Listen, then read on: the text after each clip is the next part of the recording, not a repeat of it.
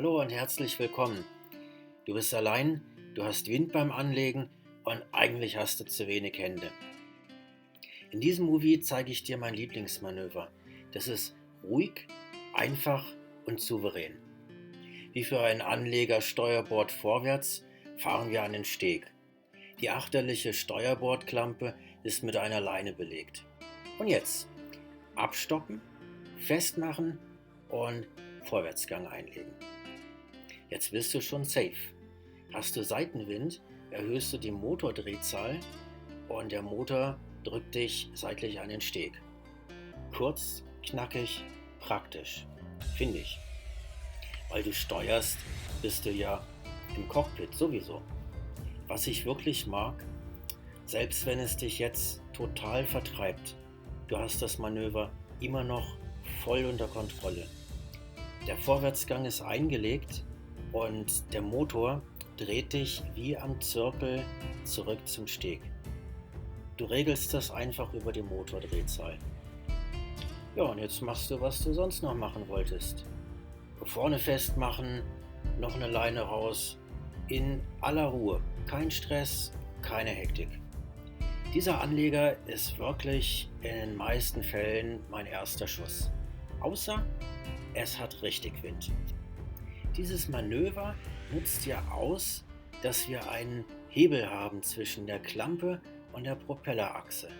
Und der Hebel mal dem Propellerschub ist das Moment, das wir nutzen. Breites Boot, großer Hebel, schmales Boot, kleiner Hebel. Jetzt habe ich Wind. Windstärke 2 bis 3 vielleicht, aber auf der ganzen Breite. Als erstes reagiere ich natürlich mit der Motordrehzahl. Und da lässt sich tatsächlich einiges machen. 1000 Umdrehungen Motordrehzahl und den Kampf hier gewinnen wir gerade. Aber Windstärke 4, 5, 6 je nach Boot ist Ende Fahnenstange. Und das schaue ich mit euch an. Schauen wir uns Hebelkräfte und Momente an.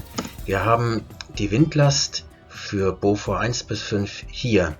Nehmen wir an, wir haben eine Angriffsfläche von etwa 10 Quadratmeter.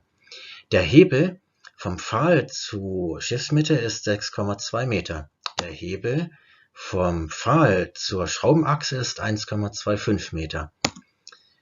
Der Wind greift mit einer Kraft von 176 Newton an und der Motor schiebt mit 1000 Newton.